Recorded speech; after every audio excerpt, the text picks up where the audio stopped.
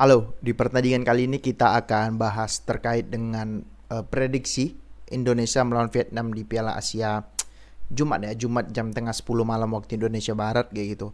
Nah, di video ini kita akan bahas gimana apa yang harus dilakukan Indonesia, kemudian siapa pemain yang harus diturunkan oleh Sintayong menurut pendapatku kayak gitu. Gini, di pertandingan sebelumnya kita kan udah jelas gitu. Kenapa aku bilang jelas? Jelas dalam artian ada beberapa pemain yang menurutku harus diganti oleh Sintayong dan juga pemain yang tidak seharusnya dimasukkan kayak gitu. Gini, di pertandingan melawan Irak kita kita bisa melihat bahwasanya Indonesia bisa ngepres, bisa bermain 90 menit ngepres, iya bisa. Dari menit awal sampai menit akhir kita bisa melakukan pressing. Cuman yang jadi permasalahan adalah ngepresnya itu masih secara individu, bukan secara unit, secara tim, bukan secara sistem kayak itu. Ada beberapa momen kita ngepres cuman ngepresnya cuman setengah-setengah, cuma satu dua orang gitu. Ketika bola berada di depan cuma Rafael Struijk aja yang melakukan pressing, kan sama aja bohong gitu. Sedangkan Marcelino dan juga Yakub Sayuri tidak ikut untuk melakukan melakukan pressing bersama-sama, karena kalau sama-sama kita ngepress, nah itu pasti bisa kita rebut bola. Cuman kan ini cuman sendiri si Rafael Struijk aja, itu yang menjadi PR menurutku gitu. Jadi dan juga kita kalah lawan Irak. Apakah Irak main bagus? Enggak juga. Mereka banyak crossing kiri kanan seperti di video sebelumnya yang udah aku bilang bahwasanya si Irak itu banyak crossing dari kiri, crossing dari kanan. Bahkan gol mereka juga banyak dari kesalahan-kesalahan pemain kita. Bahkan ada yang dalam tanda petik ditolong oleh wasit gitu, yang seharusnya offset tapi dia bilang nggak offset gitu. Nah, gini. Terus kita lupakan pertandingan melawan Irak. Seharusnya melawan Irak kalau kita mau lolos ke babak selanjutnya, kita harus minimal menahan imbang Irak kayak gitu loh. Karena kita bisa dapat satu poin, kemudian Vietnam kita bisa menang, ya Jepang ya udah di atas kertas, sudah 2-3 level lah di atas kita gitu kan. Level mereka sudah dunia, bukan lagi Asia kayak gitu. Terus apa yang harus dilakukan oleh timnas kita gitu? Gini, menurutku pribadi, yang harus dilakukan timnas kita adalah pada saat melawan Vietnam, gini. Vietnam dan Indonesia cara bermainnya itu hampir sama. Cuman yang membedakan apa? Yang membedakan adalah akurasi passing mereka itu lebih bagus dari kita. Kenapa akurasi passing mereka bisa bagus gitu kan? Itu menjadi pertanyaan. Yang menjadi pertanyaan adalah kenapa passing mereka bisa bagus? Ada beberapa. Satu yang paling penting itu adalah pembinaan usia muda mereka lebih baik mungkin gitu. Kemudian jarak antar pemain ketika satu pemain itu memegang bola, ada 2 3 sampai 4 pemain yang bersiap untuk menerima bola, yang meminta ruang untuk yang mencari ruang untuk sebagai opsi passing. Nah, itu yang paling penting. Nah, pemain kita kemarin kan enggak, rata-rata bermainnya direct, tapi nggak bisa salahin Sintayong juga. Memang idenya seperti itu betul, karena akurasi passing kita nggak sebagus Irak, Vietnam ataupun Jepang. Cuman yang kita miliki adalah kecepatan. Nah, di kecepatan inilah yang coba dimanfaatkan si Sintayong dengan uh, se, se, se- apa s- apa sih bahasanya, sesegera mungkin itu bermain direct ke depan, sehingga tidak ingin bertempur di lini tengah, yang mana secara postur dan juga secara kualitas kita kalah di lini tengah pada saat melawan Irak. Nah, pada saat lawan Vietnam, mungkin Vietnam setengah atau satu level di atas kita. Cuman kan secara budaya bermain, secara postur kita kan sama, ataupun cara bermain kita juga sama-sama mengandalkan kecepatan sayap gitu kan. Nah, yang harus dilakukan adalah apa? Pertama dari formasi dulu gitu. Gini, Vietnam itu sama Indonesia sama seperti yang ku bilang, sama-sama mengandalkan kecepatan sayap. Jadi pemain mana, formasi apa yang harus diturunkan gitu. Kalau ya anggap ya, karena Sintayong beberapa waktu ini sering memainkan 3 back, 3-4-3 atau 3-5-2 whatever, yang penting samanya kan pada saat di atas kertas 3-4-3, cuman pada saat bermain kan bisa berubah. Nah, kalaupun Sintayong mau memaksakan 3-4-3, oke, nggak masalah gitu kan. Di belakang kiper tetap Hernando kalau aku bilang. Kemudian di 3 back di tengah. Nah, 3 back di tengah ini yang krusial gitu. Di kiri, back tengah yang di sebelah kiri mungkin ya si Elkan Bagot bisa, nggak masalah, karena Elkan Bagot memang secara speed memang dia pasti kalah dari pemain Vietnam. Cuman kan secara visi, secara timing dia bagus. Contohnya apa? Dia berhasil beberapa kali melakukan tackling, walaupun di awal-awal pertandingan kemarin dia salah timing. Cuma kan secara overall yang dilakukan itu timingnya bagus gitu. Kemudian yang menjadi back tengah. Nah, yang jadi back tengah ini menurutku jangan Jordi Amat. Jordi Amat ini di beberapa pertandingan terakhir, mungkin di 5 atau 3 sampai 5 pertandingan timnas terakhir, dia memiliki andil dalam melakukan blunder sehingga timnas itu kebobolan. Contohnya pada saat melawan Libya, contohnya pada saat melawan Irak di kualifikasi Piala Dunia, dia melakukan blunder kayak gitu. Menurutku yang menggantikan dia siapa?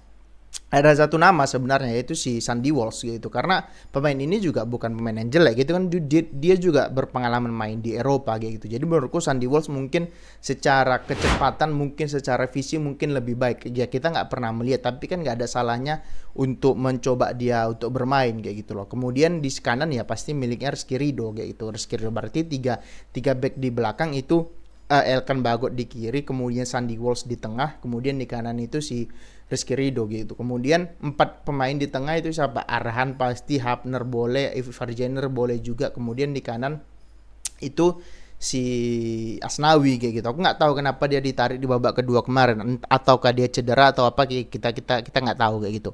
Kemudian 3 di depan, ya pasti Marcelino di kiri, di kanan itu Yakob Sayuri harus dimainkan, dan kalau menurutku jangan ditarik jadi back deh, biar aja dia di depan sebagai sayap kanan gitu, penyerang kanan kayak gitu. Nah, kemudian di depan yang jadi permasalahan kan, apakah tetap Rafael Struijk ataukah Sananta atau Hoki Carek atau whatever lah siapa, ataukah tetap Rafael Struijk? Kalau menurutku tetap Rafael Struijk. Karena apa? Rafael Struijk ini memiliki kontrol yang cukup bagus gitu, walaupun memang visi dia ya masih mentah, pemainnya masih 19 atau 20 tahun, visinya masih so-so, masih mentah lah kayak gitu, belum bisa dianggap sebagai pemain yang bisa mencetak gol lah. Cuman at least dia memiliki teknik dasar yang bagus. Nah, itu yang paling penting untuk pemain depan gitu. Mungkin visinya bisa diperbaiki gitu loh. Dan kemudian nggak ada juga sih menurutku rakyat Indonesia yang berharap kita akan menjuarai ini gitu. Bahkan lolos 16 besar itu udah syukur alhamdulillah kayak gitu. Nah, gini, kenapa kemudian pembahasannya kenapa harus 3-4-3 bukan 4-3-3 gitu. Gini.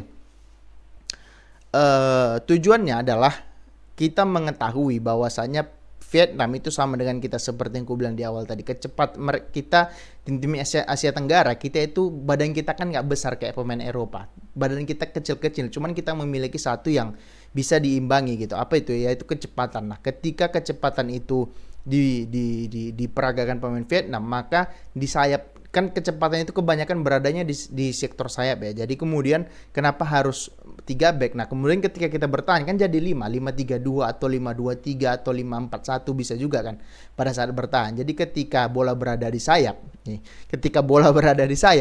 jadi Elkan Bagot ataupun Rizky Ridho bukan mereka yang mengawal. Mereka mengawal kotak penalti di tengah. Di sayap itu punya siapa? Punya si Rizky Ridho, punya si Arhan ataupun punyanya si Asnawi Mangku Alam gitu. Jadi ketika bertahan kan mereka mundur, mereka kan bukan sayap, bukan back, bukan apa ya bahasanya, mereka kan bukan penyerang sayap, mereka kan adalah back sayap. Artinya tugas mereka maju dan mundur, bukan berada di depan terus kayak gitu loh. Jadi hal itulah ketika bola berada di sayap, kita bisa menang jumlah pada saat di situ. Kalau misalnya bola di sebelah kiri pertahanan Indonesia lah, misalnya pemain Vietnam di sebelah kiri, kemudian Arhan bisa cover, ditambah Elkan Bagot, ditambah nanti Ivarjener atau ditambah nanti dengan Marcelino. Artinya kita sudah berada 3 sampai 4 pemain yang sudah berada di situ. Tinggal lagi apakah eksekusinya bisa bagus, kan itu yang jadi permasalahan.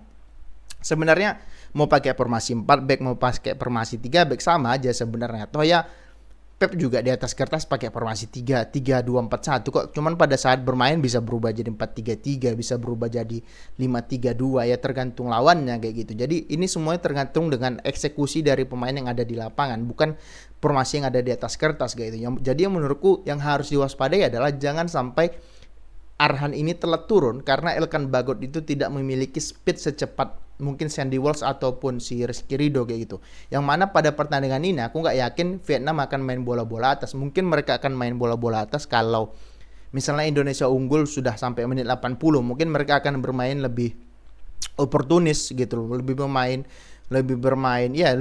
oportunis, main bola long, main bola crossing mungkin. Cuman kalau aku bilang selagi mereka ketinggalan ya rasaku mereka tetap akan main dari bawah menurutku loh gitu. Apalagi kita lihat gol Vietnam pada saat melawan Jepang, mereka kalah 4-2, tapi secara permainan mereka juga nggak kalah, mereka ngepres dari depan.